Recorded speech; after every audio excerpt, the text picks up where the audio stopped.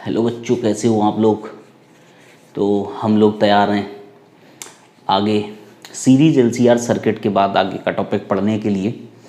और पीछे का पूरा रिवाइज करके बैठो तो बातें समझ में आती रहेंगी। ये देखो, आगे बढ़ते हैं। Resonance in series LCR circuit.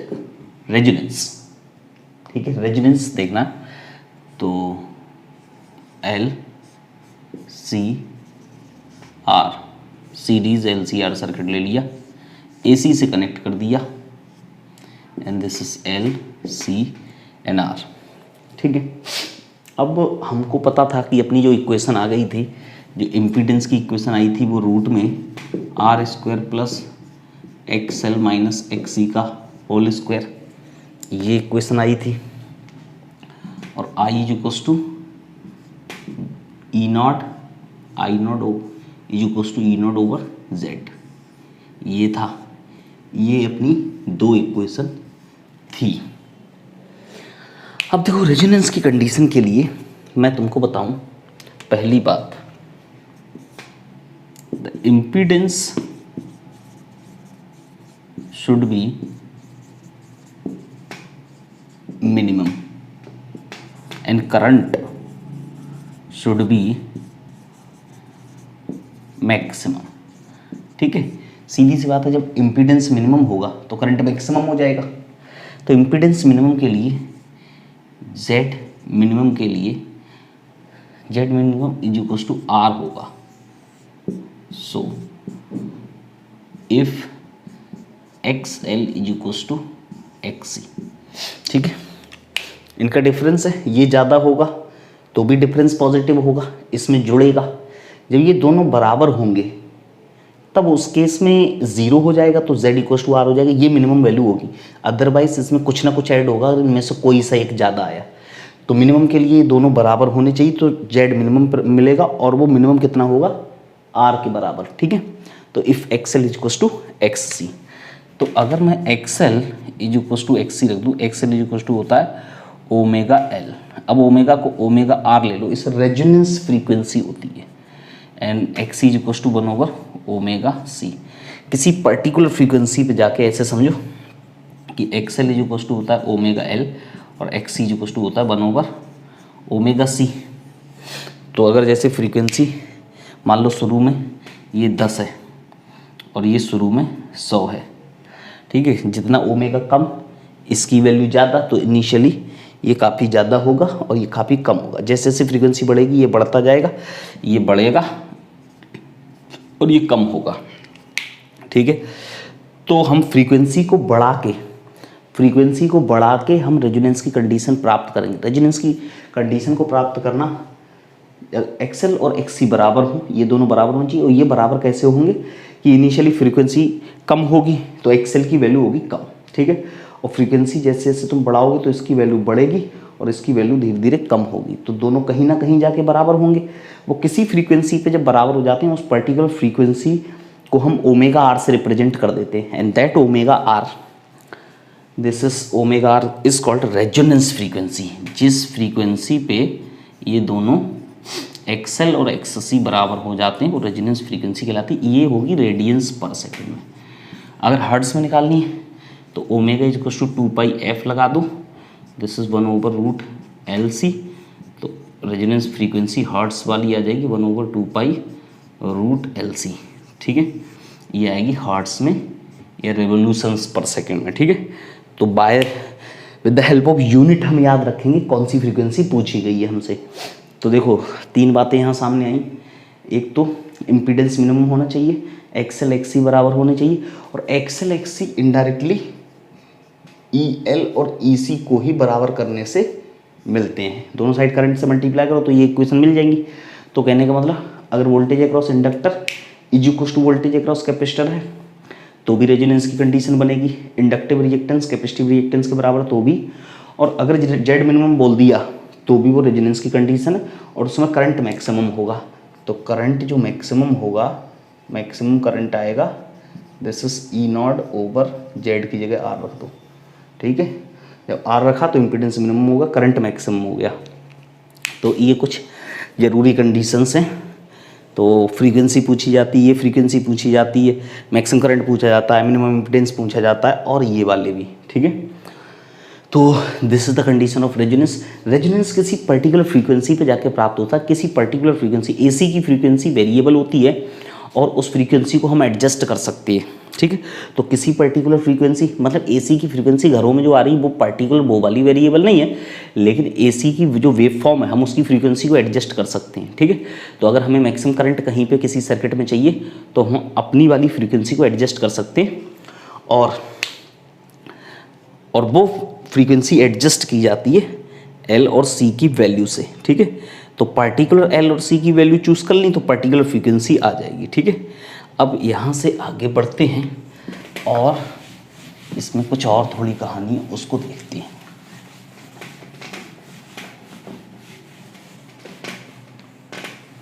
देखो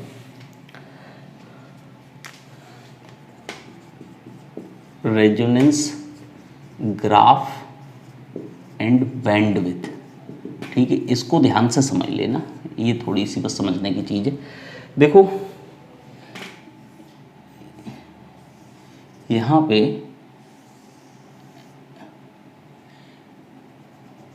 मैं ग्राफ बना रहा हूँ,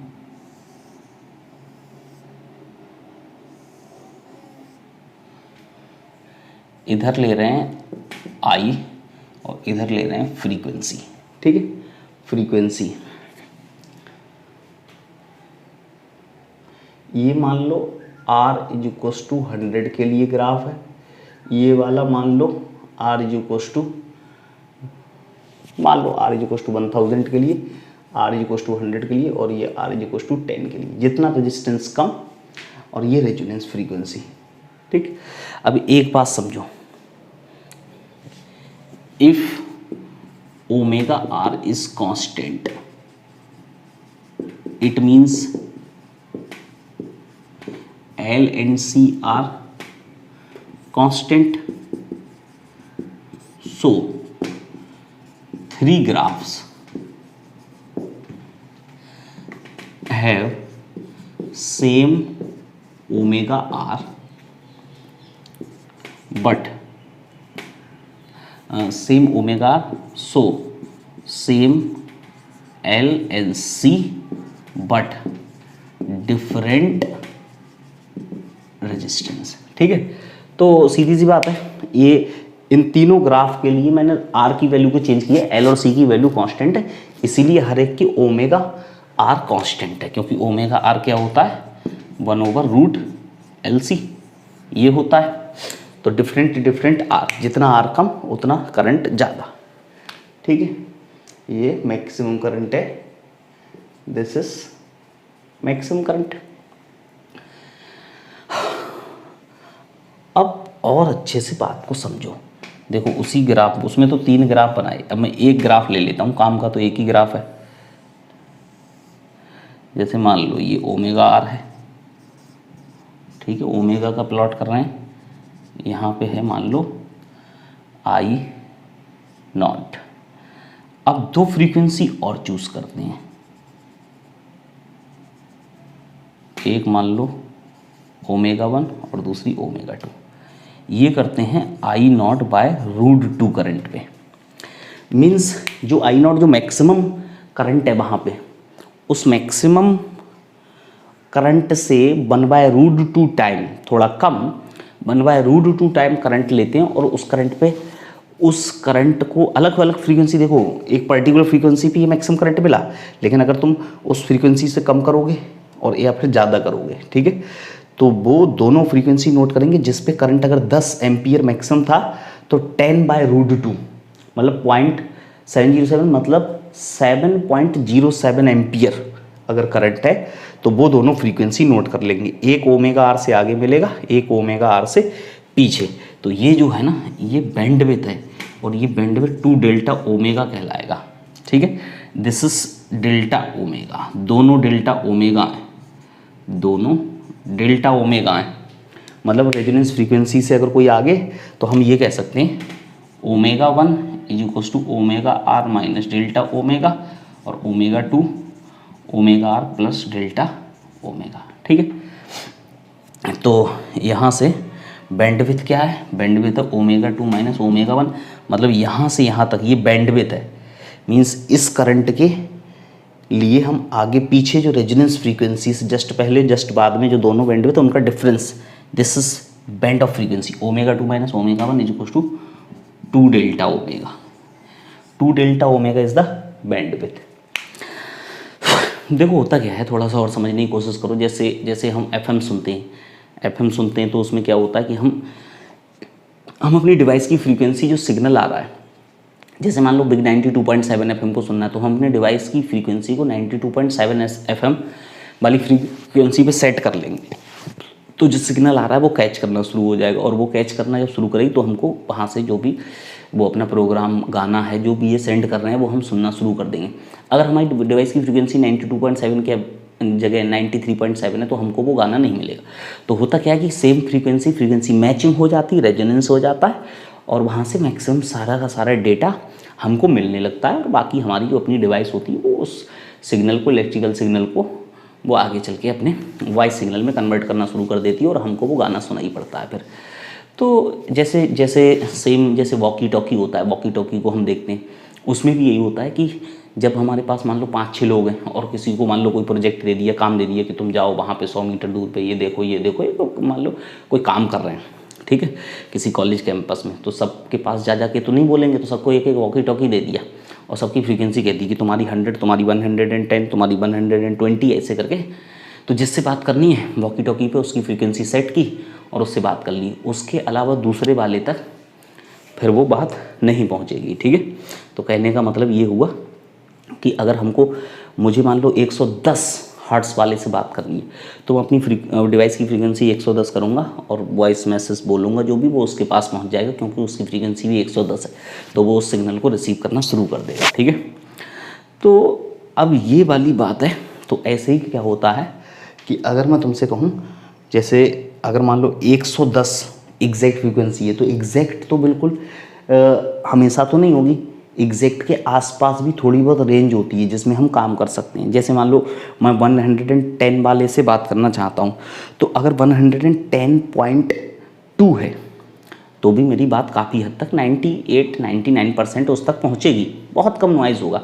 या फिर 110 में से 0.2 कम कर दो, 109.8, ठीक है, लाइक दिस। ठीक, तो कहने का मतलब अगर मुझको 110 वाले से बात करनी है तो मुझको इतनी फ्लेक्सिबिलिटी मिल जाएगी कि मान लो 109.8 से लेके 110.2, तो इनका डिफरेंस कितना हुआ, 0.4 हर्ट्ज़।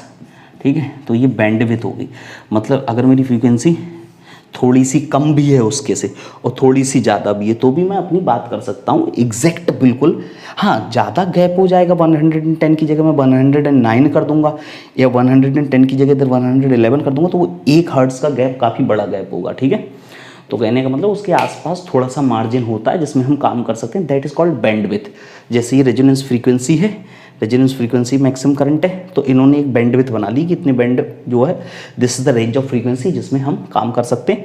और उन्होंने बता दिया कि ये रेंज ऑफ फ्रीक्वेंसी कहाँ से लें, जो मैक्सिमम करंट है, मैक्सिमम करंट का 1/√2। तो डेफिनीशन वाइज याद करना है कि ये जो नई 2 फ्रीक्वेंसी काउंट की गई है, कहाँ पे काउंट की गई है, उस मैक्सिमम करंट से ये वाला जो करंट होना चाहिए, अगर सर्किट में मैक्सिमम करंट 10 एम्पियर तो 7.07 एम्पियर जहाँ मिलेगा तो हम उन फ्रीक्वेंसी को कैच कर सकते हैं, उस रेंज में काम कर सकते हैं। This is the band of frequency, this is called bandwidth. Bandwidth is the range of frequency जिसमें हम इजीली काम कर सकते हैं। जैसे यहाँ पे मैंने ये एग्जांपल तुमको बताया, ठीक है, तो ये बैंडविड्थ आ गई। अब देखो और बात को समझने की कोशिश करते हैं, वो सब समझ में आए। रेजोनेंस पे पीक करंट होगा, 3 ग्राफ अलग अलग आर की वैल्यू जितनी कम होती चली, आर की वैल्यू जितनी बढ़ती चली जा रही है, मैक्सिमम करंट उतना कम होता जा रहा है। तो एक ही ग्राफ से एनालाइज कर लो, किसी एक ग्राफ, क्योंकि वो तो मैंने आर की अलग अलग वैल्यू के लिए बनाए, तो एक ग्राफ ले लिया और उसमें बैंड ऑफ फ्रीक्वेंसी को भी समझ लिया कि कहाँ से कहाँ तक की बैंडविड्थ की परमिशन हमको है काम करने के लिए। ठीक है, तो ये आया। अब मुझको इसमें कुछ और निकालना है। तो देखो इसको तो चलो मैं मिटा रहा हूँ। तो बैंडविड्थ, थोड़ी थोड़ी डेफिनीशन हमको बैंडविड्थ की मिली, ठीक है। तो बैंडविड्थ की डेफिनीशन मिलने के बाद अब हम आगे बढ़ते हैं और देखो यहाँ से कुछ ज़रूरी चीज़ें सामने आएंगी। देखो this is sharpness of RLC circuit at resonance. Sharpness, देखो अपने पास ये जो ग्राफ था फ्रीक्वेंसी वर्सेस करंट का, ये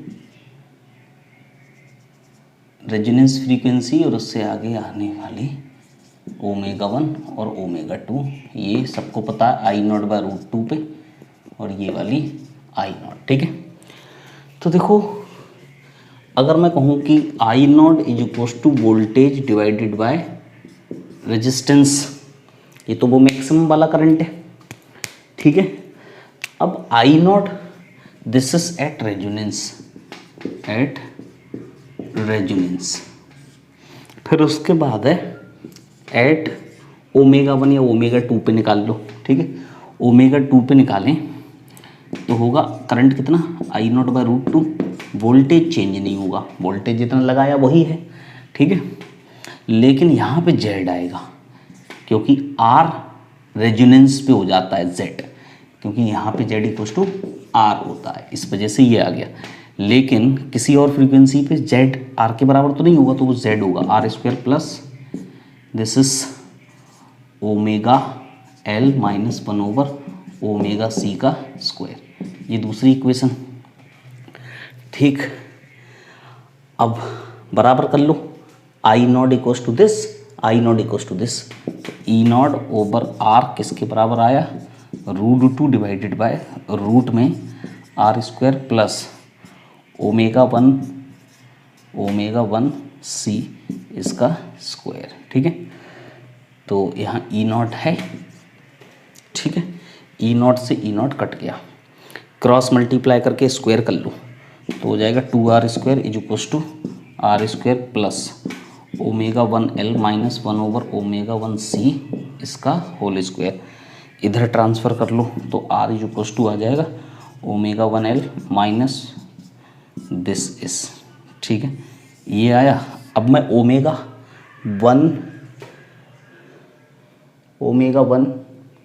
चलो मैंने ω2 पे माना था ना, ठीक है, तो मैं वो ज़्यादा वाली की बात कर ले रहा हूँ, ठीक है। तो मैं इसको, चलो ये तो ऐसा ही लिखा रहने, तो मैं आगे वाले की बात कर रहा हूँ, तो ये ω2 लिख लो, ठीक है। कोई सा भी ले सकते हैं, लेकिन बाद में माइनस छोड़ना पड़ जाता है, इसलिए ये वाला ले रहे हैं, ठीक है, ज़्यादा वाला ω2, बात वही है, सब में ω2 कर लिया। अब ω2 कर लिया तो सबको पता है ω2 कितना है, ω2 = ωR प्लस डेल्टा ओमेगा, ये तो पता ही है, ठीक। तो यहाँ रखो इस इक्वेशन में, तो R = ωR plus delta omega into L minus का 1/ωR plus delta omega into C। तो R = ωR कॉमन ले लो, L है ही 1 plus delta omega divided bye ωR। अब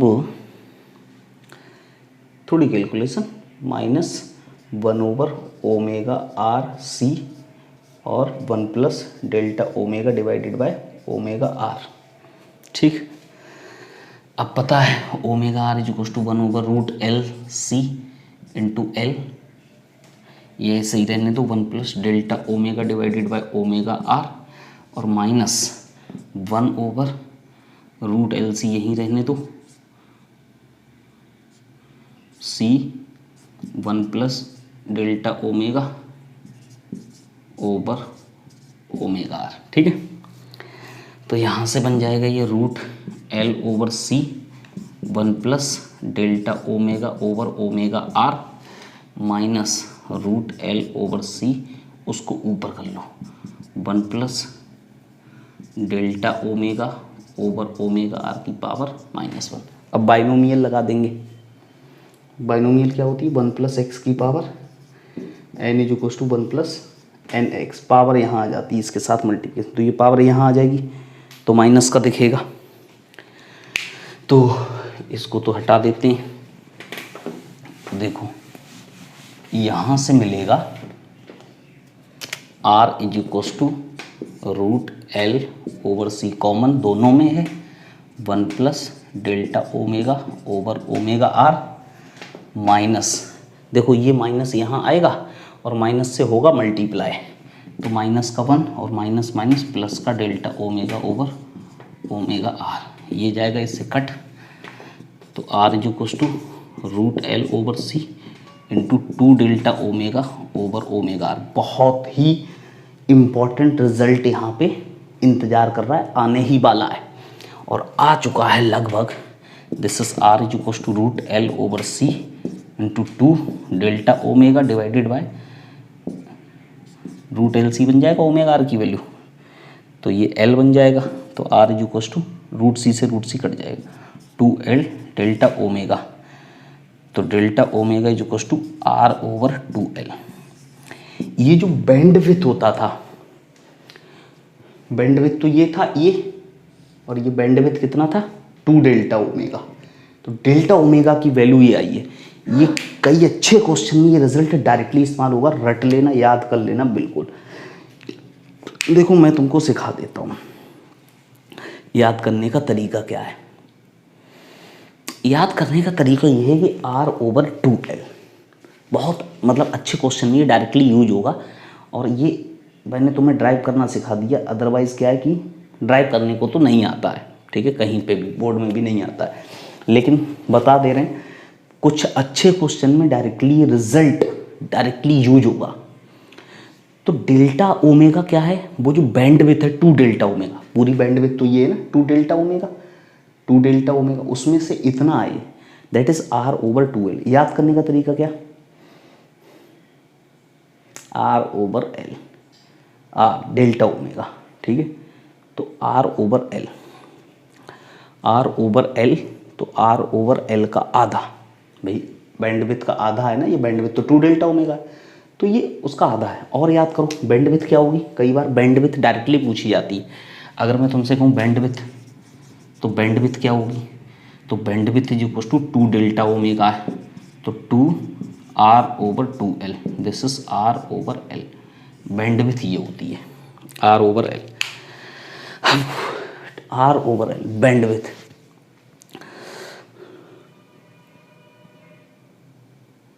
याद करने का तरीका समझना है, क्योंकि आज तो याद हो जाएगा, 2 दिन बाद याद रहेगा, बहुत दिन के बाद कैसे याद आए, ये है ना बात, कैसे याद करें।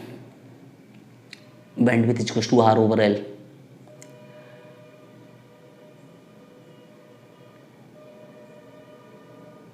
बैंडविड्थ। अब आया देखो एक तरीका यहीं पे बन के आया कि बैंडविड्थ में ही मेहनत करनी है। इससे पहले वाले बहुत आसान थे, कुछ मैंने खास नहीं किया, तुमने भी वो एक जैसे फेजर डायग्राम सब कुछ बेसिक इंटीग्रेशन एकदम, ठीक है, वो बिल्कुल आसान। इसमें सब कुछ लग गया, अच्छी कैलकुलेशन लगी, बाइनोमियल लगी, ठीक है, सब कुछ, मतलब इसमें बहुत ज़्यादा मेहनत करनी हुई। ये आर पार की लड़ाई है,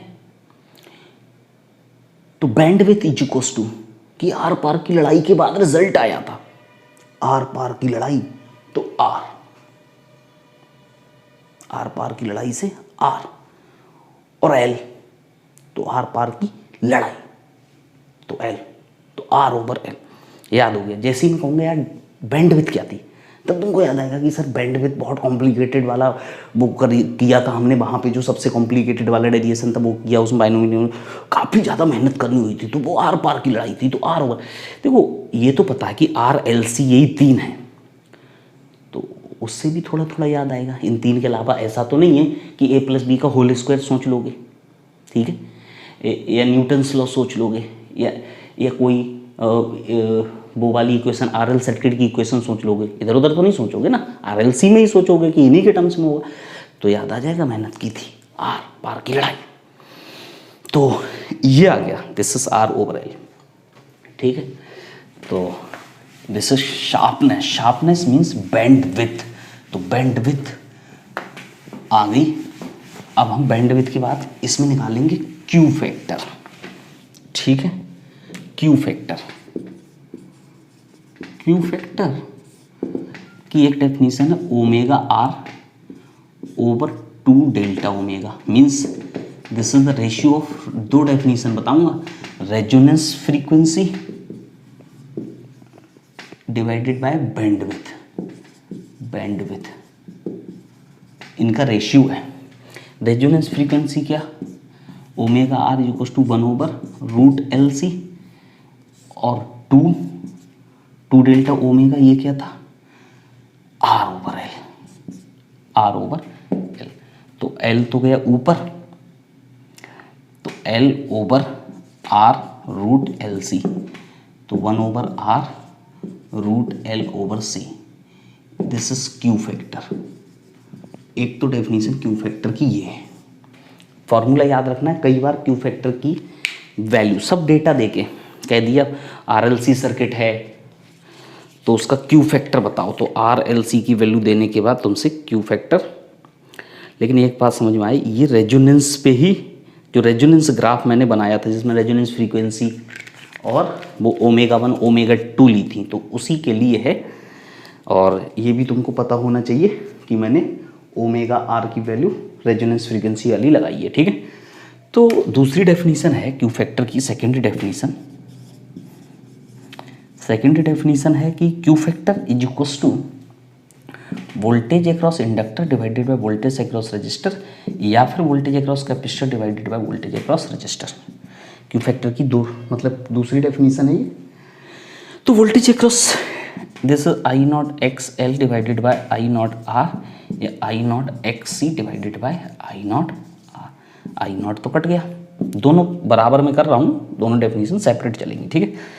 एक्सएल सबको पता है, X L is equals to omega L over R, और ओमेगा पता है सबको 1 over root L C into L over R, तो ये हो जाएगा 1 over R root L over C. ये एक क्यू फैक्टर की भाई फॉर्मूला तो वही आना है, डेफिनेशन अलग हो गई लेकिन रिजल्ट तो वही आएगा 1 over R root L over C. यहाँ से भी अब एक्सएल एक्सी बराबर होते हैं तो मैं डायरेक्ट लिख देता हूँ, चलो 1 over X is equals to 1 over omega C, तो ओमेगा सी और ये root L C over C R, तो 1 over R root L over C. तो 3 डेफिनेशन आई क्यू फैक्टर की, एक resonance frequency divided by bandwidth, दूसरी voltage across inductor divided by voltage across resistor, तीसरी voltage across capacitor divided by. अब देखो एक से ही काम चल जाए, एक ही चीज़ है, क्यों, voltage across inductor is equal to voltage across capacitor resonance की कंडीशन पे होता ही है, ये मैंने कंडीशन ऑफ रेजोनेंस में बताया। तो ये दोनों डेफिनेशन एक ही है, बाकी दूसरी डेफिनेशन ये थी, ठीक है। तो यहाँ से भी काम चल जाएगा, ये सब रिजल्ट याद रखने, क्योंकि यहाँ पर जो क्वेश्चन बनता है उसमें ये फॉर्मूले सब याद होने चाहिए।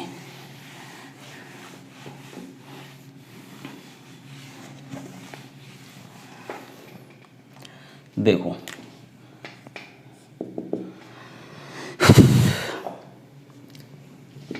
मान लो पैरेलल सर्किट ले लें, ठीक है, पैरेलल सर्किट का एनालिसिस करते हैं, ठीक है। पैरेलल सर्किट लेते हैं, मान लो अपने पास ये सर्किट है एल और इधर है आर, इसमें मान लो 5 एम्पीयर का करंट, चलो 4 एम्पीयर का करंट जा रहा है और इसमें जा रहा है 3 एम्पीयर का, तो इधर से जो करंट आएगा वो कितना होगा, पहला क्वेश्चन है ये, ठीक है। दूसरा क्वेश्चन, ये और ये, अगर मान लो इधर से करंट जा रहा है 10 एम्पीयर और इधर से जा रहा है 5 एम्पीयर, तो इधर से कितना करंट आएगा, ठीक। और तीसरा क्वेश्चन, ये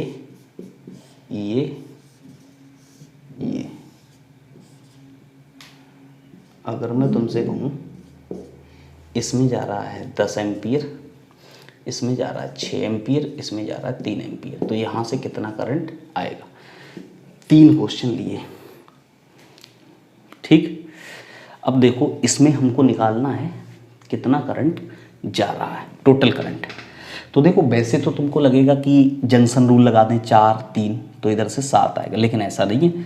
देखो इसमें एक बात समझने की है कि पैरेलल हैं तो वोल्टेज बराबर, फेजर से दोनों में सेम वोल्टेज, पैरेलल में वोल्टेज तो एक ही होगा। वो current across the register, this is same phase with voltage, ये वो हमने फेजर सीखा हुआ है, और हमने जो phase difference between pure inductive pure capacitive में सीखा है उसी से कर रहे हैं, ठीक। ऐसे ही करंट अक्रॉस इंडक्टर वोल्टेज से करंट लैग करता है, तो करंट अक्रॉस इंडक्टर इधर आ जाएगा, वो है 4 एम्पियर। अब देखो 4 और 3 इनका रिजल्टेंट निकालोगे जैसे वोल्टेज का निकालते थे फेजर में, तो इन 4 और 3 का कितना आएगा, ये टोटल करंट आएगा, दिस इज लाइक I0। तो ये टोटल करंट, ये फेज डिफरेंस। अब टोटल करंट कैसे लिखा, टोटल करंट लिखा रूट में IR² प्लस IL², रूट में 3 का स्क्वायर प्लस 4 का स्क्वायर मतलब 5, तो टोटल करंट आ गया 5। तो ये वेक्टर रूल लगा ना, इसमें ऐसा तो नहीं हुआ 4 और 3 को जोड़ के 7 कर दिए जंक्शन रूल से, फेजर से होगा सब कुछ। जैसे दूसरे वाले में देखो, इसमें भी फेजर बनाया जाएगा। सबसे पहले पैरेलल में है तो वोल्टेज सेम, पैरेलल में वोल्टेज सेम, तो यहाँ से शुरुआत अच्छे से शुरुआत करना सीखो। पैरेलल में तो voltage same, current across the capacitor 90 degree lead करेगा, और current across the inductor 90 degree lag करेगा, ठीक है, 10 एम्पियर। अब देखो 10 इधर 5 उधर, तो इधर 10 में से अपोजिट हो गए ना तो वेक्टर, तो किधर हो जाएगा, तो यहाँ से टोटल करंट नीचे आएगा एक्चुअल में, ठीक है, कितना आएगा 5 एम्पियर। तो ये टोटल करंट ही है, तो total current will be the difference of IC और IL, जो ज़्यादा उसमें से कम वाले को कम कर दो, IL ज़्यादा है चलो तो IL माइनस IC लिख लो, तो 10 माइनस 5 तो 5 एम्पियर आएगा। बाकी फेज डिफरेंस तुमसे पूछा जाए तो फेज डिफरेंस भी लिख सकते हो, वोल्टेज और करंट में फेज डिफरेंस कितना है, tan phi is equals to perpendicular base 4 divided by 3, 4 divided by 3 कितना होता है, तो फाई आ जाएगा 53 डिग्री, यहाँ 90 ही है।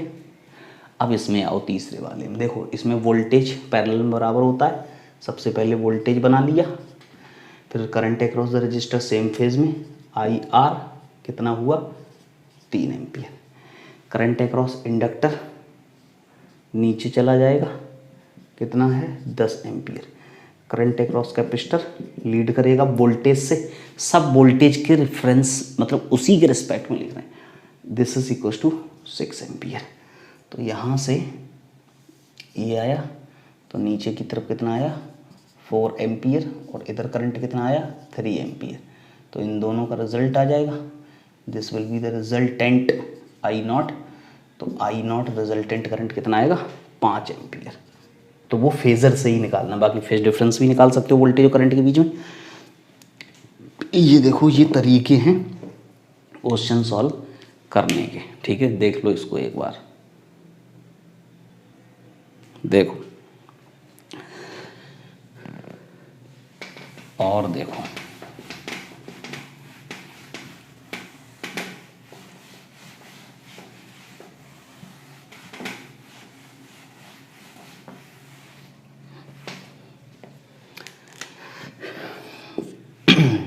अपने पास ये है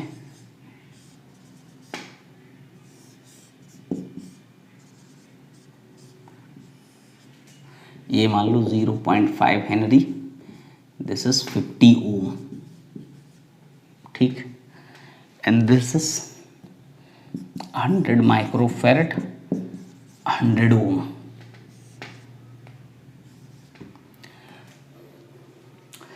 अब निकालना है रिजल्टेंट करंट, ठीक है, रिजल्टेंट करंट। तो रिजल्टेंट करंट निकालते हैं। देखो सबसे पहले मैं तुमको ओमेगा दे रहा हूँ, ठीक है, ओमेगा।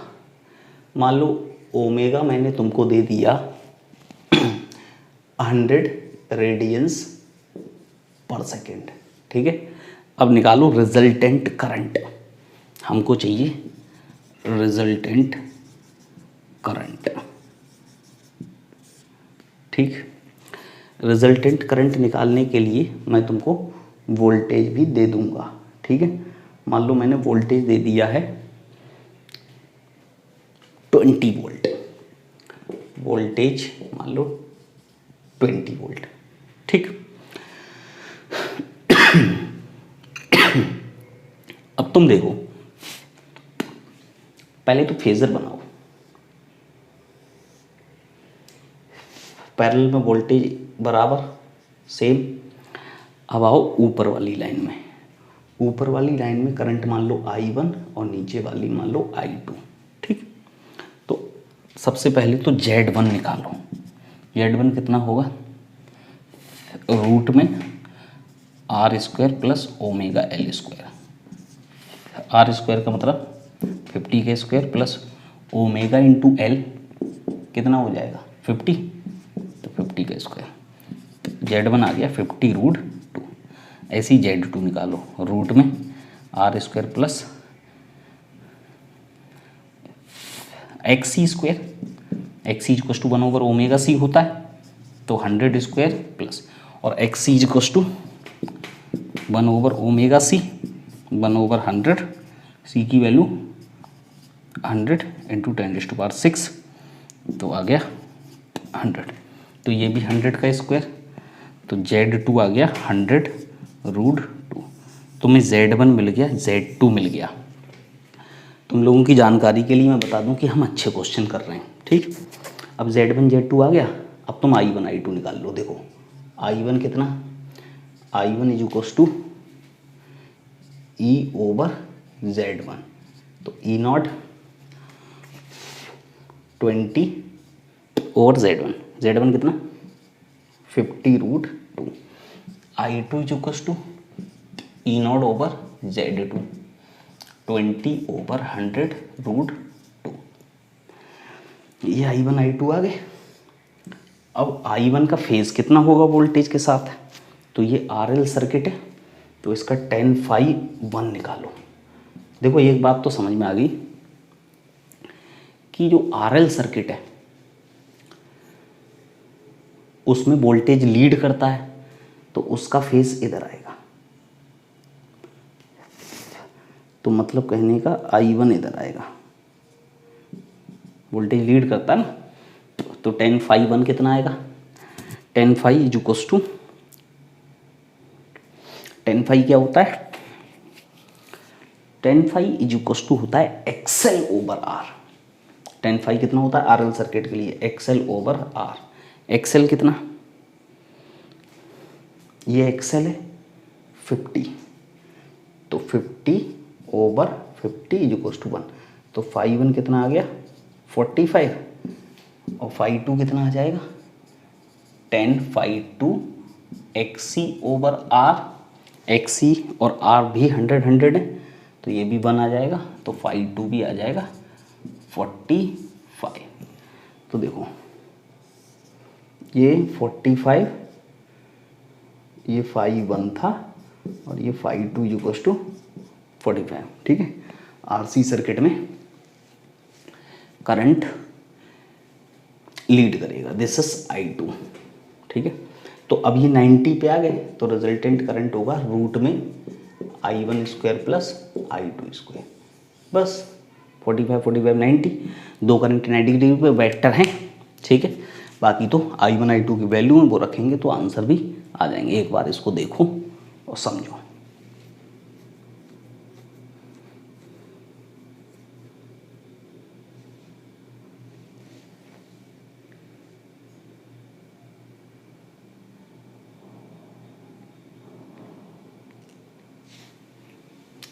ठीक है, फिर से एक बार बता देता हूं मैं। देखो इसमें करंट अलग जाएगा, इसमें करंट अलग जाएगा, लेकिन पैरेलल में तो वोल्टेज टोटल बराबर, टोटल वोल्टेज ई नॉट ले लिया, ठीक। उसकी वैल्यू हमको दी है 20 वोल्ट। ओमेगा पहले दिया, ओमेगा दिया तो मैंने एक्सएल निकाल दिया, एक्सी निकाल लिया। ये वाला आरएल सर्किट तो इसका जेड आ जाएगा, Z1 आया, इसका आरसी सर्किट जेड आ जाएगा, Z2 आया। इनकी हेल्प से मैंने करंट निकाल ली है। वोल्टेज तो वही रहेगा पैरेलल में, तो वोल्टेज से करंट आ गए, ठीक। अब ये करंट वोल्टेज के साथ कैसे फेज में होंगे, तो देखो आरएल सर्किट के लिए करंट जो है वो क्या करता है, लैग करता है, तो उसका करंट किधर जाएगा, नीचे।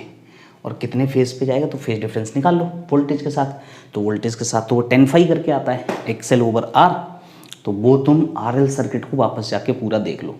अगर आरएल सर्किट आरसी सर्किट तुम्हारे दिमाग में होगा तब ये क्वेश्चन हो पाएगा, अदरवाइज तुमको ये बहुत टफ लगेगा। और रिवाइज कर लिया तो ये बहुत आसान है, कुछ मैंने नया नहीं बताया, बट टफ है ये। और याद करके आओगे तो तुमको पूरा समझ आएगा।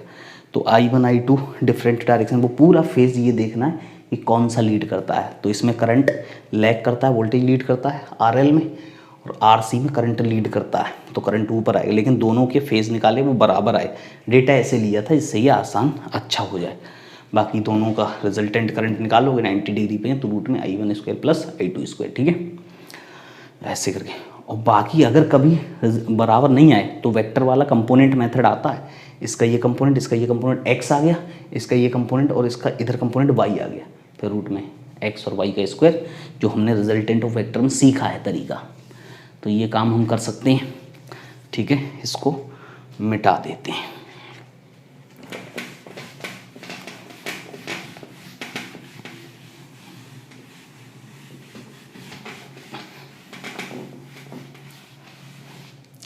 और देखो एक पैरेलल में और बताते हैं। मान लो ये L, ये C और ये R। This is 5 Henry, 80 microfarad and this is 40 ओम, ठीक। ये पैरेलल सर्किट है और पैरेलल में रेजोनेंस देखने की कोशिश कर रहे हैं, ठीक है। मान लो supply voltage E equals to 200 volt है। अब मैंने E नॉट नहीं दिया तो ये RMS वैल्यू, तो कोई दिक्कत नहीं है। हम फेज़र को RMS के टर्म्स में अगर बनाएंगे तो सारी RMS वैल्यू ही होंगी, चाहे वोल्टेज की चाहे करंट की। तुम पीक मान लो, लेकिन अभी मैंने RMS दिया तो RMS में आंसर आएंगे, ठीक है। तो वो कोई ऐसी बड़ी बात नहीं है। जिसमें फेज़र बनाओ वैसे पीक में ही बनाया जाता है, लेकिन क्या RMS में बनाएंगे तो सारी वैल्यू RMS में आंसर आएंगे। तो देखो इसका फेज़र बनाते हैं। तो देखो वोल्टेज पैरेलल में बराबर होता है, तो सबसे पहले वोल्टेज ले लिया, ठीक है। तो मैं कन्फ्यूजन ना हो तो पीक ले ले रहा हूँ, ठीक है, पीक। तो वोल्ट करंट अक्रॉस इंडक्टर नीचे चला जाएगा IL, करंट अक्रॉस कैपेसिटर ऊपर चला जाएगा IC, करंट अक्रॉस रजिस्टर इधर चला जाएगा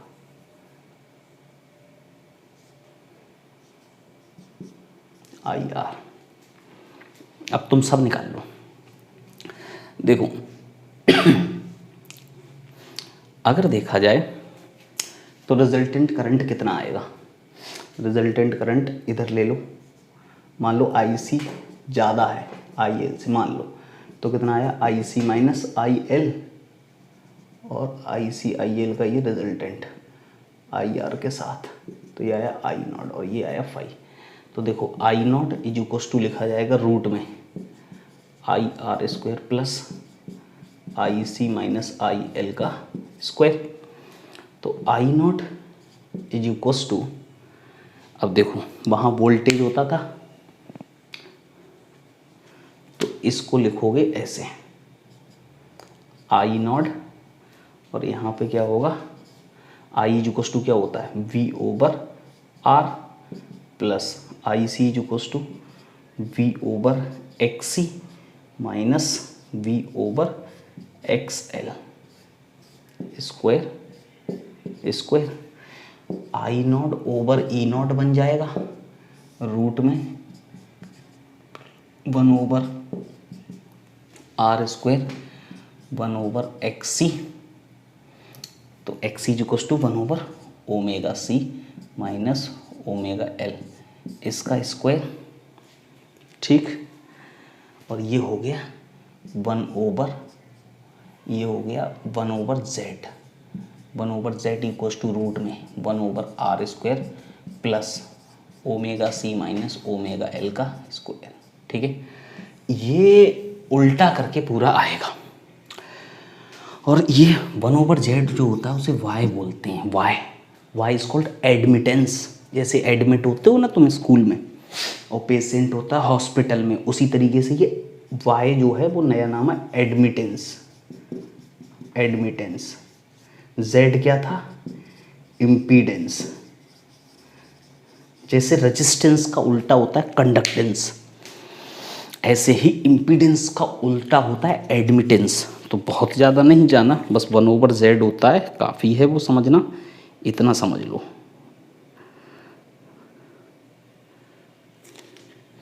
देखो ये आया। अब इससे एक काम करते हैं, अगर this is at resonance current in each बताओ, ठीक है। ये तो मैंने एक तरीके से पैरेलल के लिए डेरिवेशन कर दिया, ठीक है, कि ऐसे करके ड्राइव करेंगे जैसे वहाँ पे इम्पीडेंस ड्राइव करते थे, ठीक है। और फेज़ निकालना है तो फेज़ भी आ जाएगा।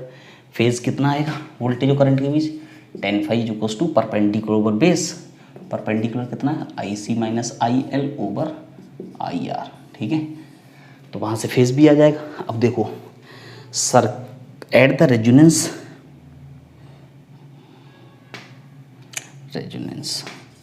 करंट इन ईच, तो देखो अगर मैं इसका नाम, चलो I R is equals to कितना होगा, E0 ओवर R।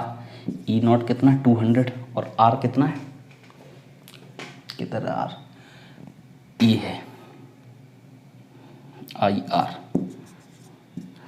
40, तो 5 एम्पीयर आ गया।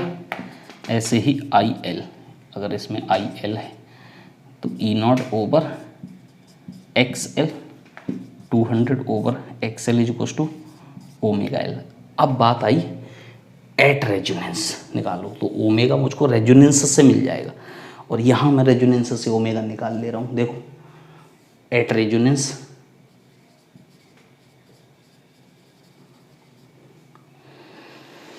Z विल बी, इसमें उल्टा है, सीरीज वाले में रेजोनेंस पे Z मिनिमम होता था, करंट मैक्सिमम होता था, लेकिन इसमें एट रेजोनेंस Z मिनिमम नहीं, Z होगा maximum and I will be minimum. Current minimum उल्टा हो गया, सब उल्टा ही तो हो रहा है, वो भी तो उल्टे हो गए सब, एक लाइन में थे अब ऊपर नीचे हो गए। तो देखो तो उसमें omega C is equals to 1 omega L ही होगा, ठीक है। तो यहाँ से फिर से omega R is equals to 1/√LC, तो ये फ्रीक्वेंसी वही आती है जो सीरीज वाले में आती थी, फॉर्मूला वही है। इसी को जीरो करेंगे या इन दोनों को बराबर करेंगे, वो एक ही चीज़ है, ठीक है। रेजोनेंस पे वही बनता है, तभी जाके ये इम्पीडेंस मैक्सिमम आएगा, ठीक। रिलेशन तुम्हारे सामने देख लो। अब उसके बाद रेजोनेंस भी पूछा तो 200 ओमेगा कितना, अब एल और सी की वैल्यू तुमको पता है, तो ओमेगा आर कितना आ जाएगा, यहाँ कर लें कैलकुलेट, 1/रूट में एल कितना 5, सी कितना 80 और 10⁻³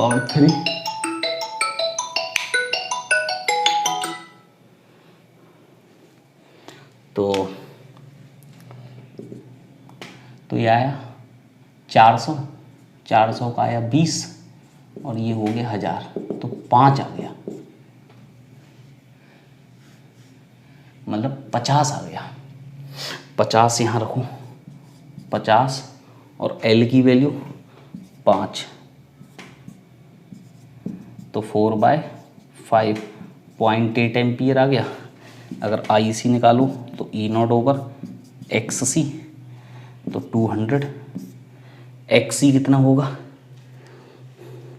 यहाँ लिख लें XC इज इक्वल्स टू 1/ओमेगा_C, 1/ओमेगा कितना 50, C कितना 80 और 10⁶ ऊपर, तो 10⁴ डिवाइडेड बाय 40, तो 1000 डिवाइडेड बाय 4 250, तो ये आया 250। X is equal to 1/ω/c, तो ये आया 4/5 0.8। तो वो करंट बराबर आएगा भी ये वाला, उसमें तो कोई डाउट नहीं है, क्योंकि रेजोनेंस पे ये करंट बराबर है, तभी तो ये चीज़ बराबर है, बात वही है। तो ये करंट भी बराबर आया रेजोनेंस फ्रीक्वेंसी। तो ये पैरेलल वाले सर्किट का फुल एनालिसिस मैंने तुमको कराया, तुम इसको देख लो। और पैरेलल वाले में फेजर कैसे बदल जाए, this is complicated one, complicated है, ठीक है। मैं एक बार इसको पूरा फिर से बताना चाहता हूँ जिससे तुमको फुल बात समझ में आए। देखो क्या, पैरेलल सर्किट लिया, फेजर से शुरुआत की, जैसे वहाँ इम्पीडेंस निकाला।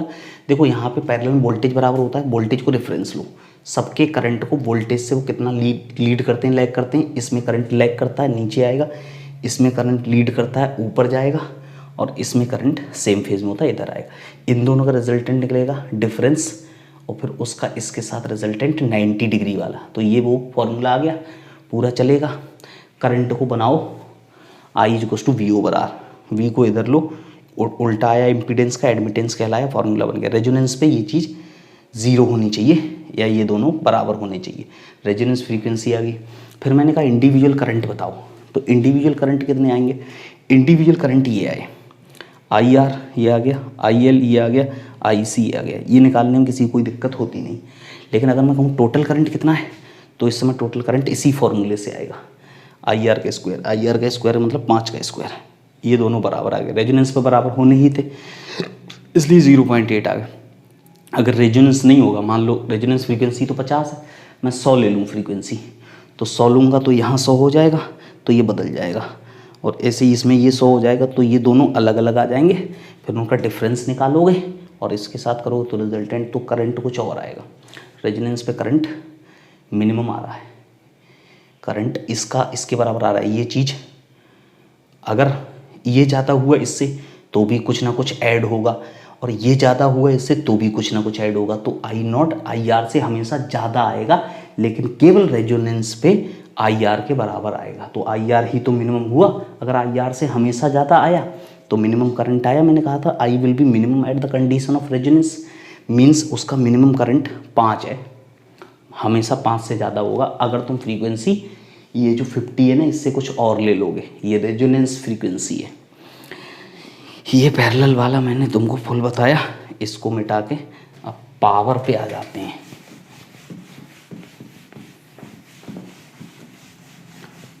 पावर, ठीक है, इस सर्किट का एनालिसिस हो गया। Power delivered to an AC circuit, ठीक है, नया topic, power delivered to an AC circuit.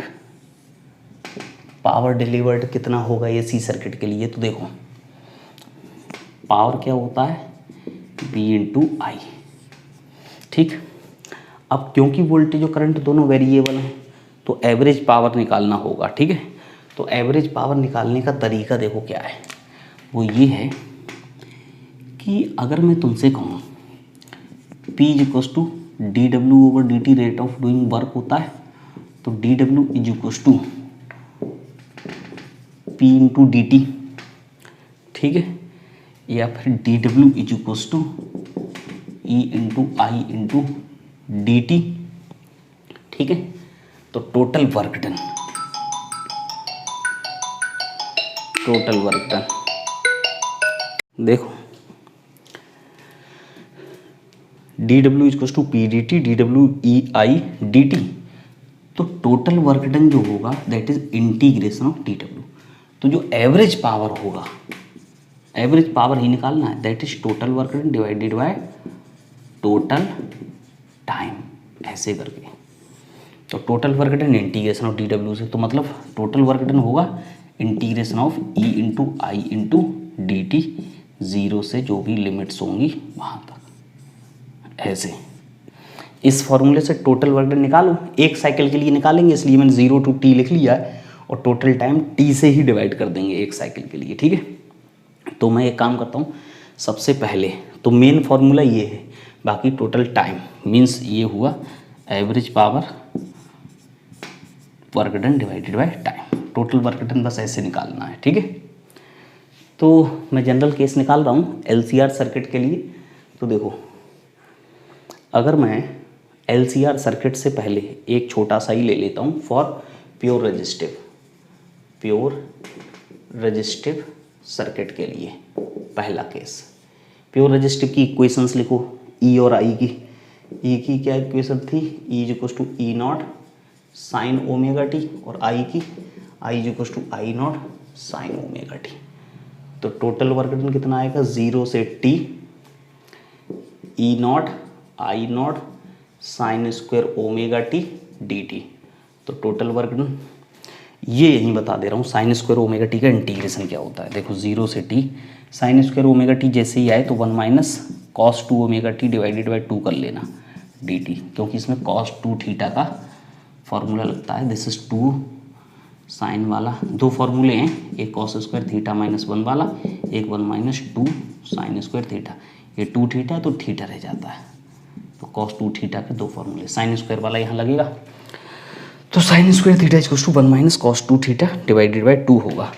तो इसमें कुछ नहीं करना, 1/2 को तो बाहर ले लो, 0 से t 1 dt और माइनस 0 से t cos 2 omega T D t, ठीक। 1/2 1 का इंटीग्रेशन t, लिमिट्स तो t आ जाएगा, माइनस कॉस का difference integration sine 2 omega t divided by 2 omega, limits 0 से t, ठीक है। अब यहाँ लिमिट लगाओ, कितना आएगा 1/2 t माइनस, यहाँ लिमिट्स लगाई तो sine 2 omega t minus sine 0, और नीचे कितना है 2 ओमेगा। तो ओमेगा टी होता है 2 पाई, ओमेगा टी कितना होता है, omega is equal to 2 pi over capital T, तो ओमेगा टी होता है 2 पाई, तो साइन 4 पाई हो जाएगा, साइन एन पाई 0 होता है, तो ये भी 0, ये तो 0 होता ही है, तो ये आएगा सीधे सीधे t/2। तो एक साइकिल के लिए याद कर लो, साइन स्क्वायर ओमेगा टी का इंटीग्रेशन होता है t/2। तो this is E naught I not और इसका इंटीग्रेशन आ गया t/2। तो एवरेज पावर कितना आया, total work divided by total time से, this is E naught I naught by 2।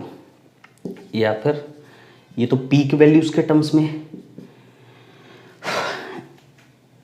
Peak values तो वर्चुअल वैल्यू क्या होती है, पीक वैल्यू डिवाइडेड बाय √2। तो √2 दोनों के साथ कर लो, तो this is EV into IV आ जाएगा। This is the average power delivered to the AC circuit, average power delivered by AC source to the AC circuit in 1 complete cycle, EV into IV, या फिर E naught I naught by 2, ठीक है। E naught I naught by 2। अब देखो, अब मैं common वाला निकाल ले रहा हूँ, ठीक है, फॉर द LCR सर्किट, ठीक है, उससे सबका काम हो जाएगा। LCR सर्किट के लिए निकालना हूँ, for LCR circuit average power ही निकालना है। तो मान लो E is equal to E naught sine omega T plus five, या फिर I is equal to I naught sine omega T. एक बात पता है कि फाई कुछ भी हो सकता है, वो जो अपना फेजर डायग्राम याद है, तो कोई भी आगे हो सकता है, कोई पीछे, मैंने वोल्टेज को थोड़ा सा आगे मान लिया फाई, ठीक है। तो जनरल इक्वेशन लिखनी LCR सर्किट के लिए, मैं इसमें भी फाई मान सकता था, तो इसको ओमेगा टी, कोई आगे कोई पीछे हो सकता है, याद है, ऐसे हो सकता था या फिर नीचे की तरफ ऐसे हो सकता है, वोल्टेज ऐसे रेफरेंस, करंट ऐसे रेफरेंस लिया था, वोल्टेज इधर हो सकता है या फिर इधर हो सकता है, इंडक्टिव डोमिनेंट या कैपेसिटिव डोमिनेंट। तो टोटल वर्क डन इंटीग्रेशन 0 से t E naught I naught sine omega T plus five into sine omega T D T. E naught I naught बाहर लो, 0 से T sine A plus B का formula, sine A cos B plus cos A sine B into sine omega T D T. फिर E naught I not, ये बिल्कुल tough नहीं है, केवल साइन ए प्लस बी और वही बेसिक इंटीग्रेशन। 0 से टी साइन, यहाँ पे बना sine square omega t cos phi d t plus 0 से T sine phi sine omega t into cos omega T D t. ये आ गया। बस अब इंटीग्रेट कर लेंगे, रीएडजस्ट करके इक्वेशन को, फिर आ जाएगा। This is equals to E naught I naught, ठीक है। कॉस फाई इंटीग्रेशन के बाहर ले लो, कॉस फाई, ठीक। अब तुमको पता है कि साइन स्क्वायर ओमेगा टी का पूरी साइकिल के लिए अभी किया था, तो कितना आया था t/2, तो इसका तो t/2 आ जाएगा। बाकी ये साइन फाई बाहर लो और ये रह गया इंटीग्रेशन 2 से मल्टीप्लाई 2 से डिवाइड, 2 से डिवाइड और 2 से मल्टीप्लाई करोगे तो 2 साइन थीटा कॉस थीटा, ये बन जाएगा sine 2 omega T D t. अब देखो इधर साइन का इंटीग्रेशन कितना होता है, साइन का इंटीग्रेशन होता है cos 2 omega t divided by 2 omega हो जाएगा, लिमिट्स 0 से टी, तो 1/2 ओमेगा कॉस टी लगाओ, ओमेगा टी हो जाएगा 2 पाई, तो 4 पाई, कॉस 4 पाई माइनस कॉस 0, और सबको पता है कि कॉस इवन नंबर ऑफ आई +1 होता है, तो ये +1 और ये भी +1, तो ये भी 0 है, तो ये भी 0 हो गया। तो कहने का मतलब आया E naught I naught cos phi t/2। तो एवरेज पावर कितना आएगा, वो होता है total work divided by total time, time से टाइम कट जाएगा, E naught I naught cos phi divided by 2, तो एवरेज पावर आया ई वी कॉस फाई। ये एवरेज पावर आ गया ई वी कॉस फाई। ये जनरल इक्वेशन है, E V cos phi, कुछ नहीं, साइन ए प्लस बी का फॉर्मूला और रीअरेंजिंग द इक्वेशन। इसका इंटीग्रेशन सबको आता है, इसका तो t/2 होता है, उसका 0 हो जाएगा, वो लिखा हुआ है, ठीक। अब यहाँ पे जो general equation E V cos phi, इसी को याद कर लेंगे, ठीक है। ई वी कॉस फाई को ही याद कर लेंगे। अब बात आती है कि ई वी कॉस फाई तो हो गया, अब क्या करें। अब बात ये है कि इसी इक्वेशन को पहले लिख लो, पावर एवरेज कैसे कैसे लिखा जाता है। देखो ई वी कॉस फाई ऐसे लिखते हैं, कॉस फाई हमेशा होता है R/Z, कॉस फाई R/Z कैसे आता है, मैं LCR सर्किट से ही बता दे रहा हूँ। देखो अगर मैं तुमसे कहूँ करंट सेम आई नॉट, ये ER होता था, ये EL माइनस EC कर लूँ सीधे, इधर EC था, ठीक है। ये था EL माइनस EC, इन दोनों का रिजल्टेंट ये आया था और फाई। अब कॉस फाई क्या होगा, कॉस फाई होता है बेस हाइपोटेनस, तो बेस कितना ER और हाइपोटेनस कितना आया था E0, तो ये I0 R और ये I0 E0 टोटल की बात हो रही, तो Z होगा ना इम्पीडेंस, तो cos phi equal to R/Z होता है, तो cos phi equal to R/Z होता है, ये भी याद कर लिया जाए। तो ई वी R/Z। अब ई वी को हटाओ, ई वी, अब V इक्वल टू IR, तो IV इंटू Z।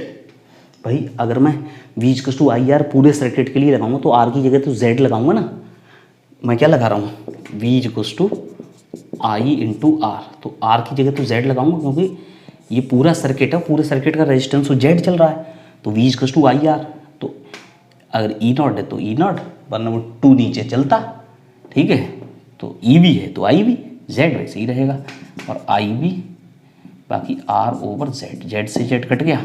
तो कई बार एवरेज पावर निकालने के लिए डायरेक्ट फार्मूला लगाएंगे, तो बच्चे को ये लगने लगता है कि ये जो फार्मूला है ना, जब एवरेज पावर में केवल आर आए तो उसको लगता है आर वाला तो केवल रेजोनेंस वाली कंडीशन के लिए लगता था, रेजोनेंस के लिए नहीं, ये तो जनरल है, जेड कट रहा है, क्योंकि उसको लगता है कि जेड इक्वल टू आर तो रेजोनेंस पे होता है, तो ये फार्मूला केवल रेजोनेंस पे लगेगा, रेजोनेंस पे नहीं लगेगा, जनरल फार्मूला, चाहे ऐसे लिखो। इसके फॉर्म कितने वही दिखा रहा हूँ। पहला फॉर्म इसका ये है एवरेज पावर का, ई वी आई वी के टर्म्स में, दूसरा ये है, और तीसरा ये पहला हो गया, ये दूसरा, और तीसरे में मैं आई को हटा रहा हूँ। तो देखो ई वी आई की जगह I equal to V over R, तो आर की जगह तो जेड होगा, cos phi R over Z होता है, तो ई वी कभी कभी ये भी लगता है आर ओवर जेड स्क्वायर। तो जो तुमको सही लगे वो लगाना, तीनों जनरल फॉर्मूले एकदम, ठीक है। Average power E V I V cos phi, E V I V cos phi के टर्म्स में लिखना है तो पहला, अगर आई वी के टर्म्स में लिखना है तो I V square into R, और केवल वोल्टेज के टर्म्स में लिखना है तो E V square R over Z square.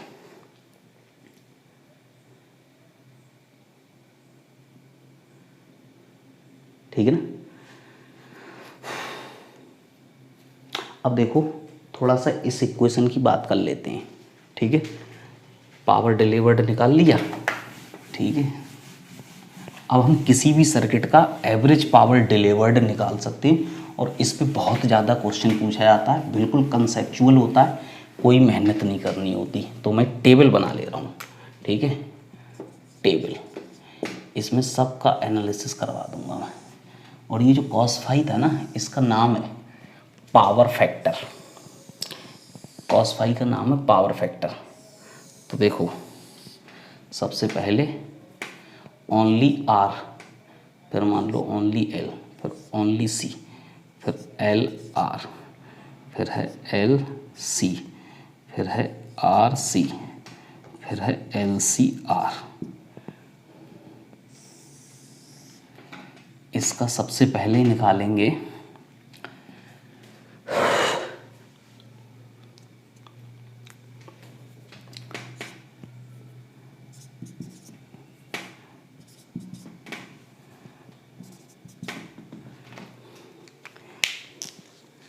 इन सब का फेज़र बनाएंगे, इम्पीडेंस लिखेंगे, कॉस फाई निकालेंगे और पावर निकालेंगे, ठीक है।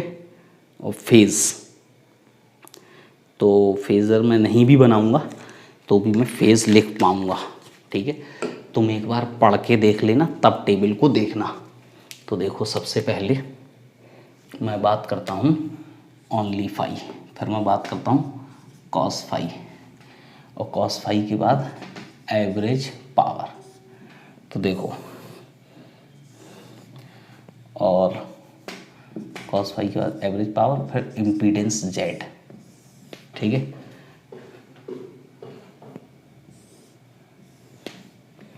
देखो अरे यार ये ऊपर लिख लेते हैं, phi cos phi average power and Z, ठीक है। तो प्योर रेजिस्टिव के लिए फाई 0 था, वोल्टेज और करंट के बीच में कोई फेज डिफरेंस नहीं, इसके लिए 90, इसके लिए भी 90, एल आर के लिए phi less than 90 but greater than 0, L C के लिए फाई कितना था 90, आर सी के लिए phi greater than minus pi by 2, greater than minus pi by 2 but less than 0 था, और इसमें भी माइनस पाई बाई 2 से प्लस यहाँ तक था। तो कॉस फाई क्या होता है आर ओवर जेड, तो इसके लिए तो कॉस फाई 1 ही होगा, 0, इसके लिए कॉस फाई कॉस 90 0 0, इसमें तो कोई आर ओवर जेड से आएगा, इसमें भी 0 हो जाए cos 90, इसमें भी r ओवर z से आएगा, इसमें भी r ओवर z से आएगा, ठीक है। cos फाई की basic equation r over z है, तो z इक्वस टू, इसमें तो r ही है, ठीक, इसमें z equals to X L is equals to omega L है, इसमें z equals to X is equals to 1 over omega C है, एल आर में z इक्वस टू रूट में R square plus X L square है, L C के लिए z equals to X L minus X C है, इसके लिए z equals to root में R square plus X C square है, और इसके लिए z इक्वस टू रूट में R square plus X L minus X C का स्क्वायर है, ठीक है। पावर एवरेज का फॉर्मूला ये क्या है इसका, E V I V cos phi. तो देखो इसमें ई वी आई वी, अभी इसका तो कैलकुलेट भी किया था इंटीग्रेट करके, तो ई वी आई वी आया था। दूसरा इसमें तो 0 हो जाएगा, cos 90 0, इसमें भी 0 हो जाएगा एवरेज पावर। तो ये कई बार पूछा जाता है कि एल और प्योर इंडक्टिव प्योर कैपेसिटिव के लिए एवरेज पावर कितना होता है, तो वो cos फाई और फाई 90 होने की वजह से 0 आता है, ठीक है। तो इसमें तो आएगा ई वी आई वी बाकी आर ओवर जेड, इसके लिए भी 0 हो जाएगा क्योंकि cos फाई 0, इसमें भी आएगा E V I V R over Z, Z अलग अलग है हर एक का, E V I V R over Z. ये सबका एनालिसिस हो गया। कई बार सीधे सीधे पावर ही पूछ लिया जाता है।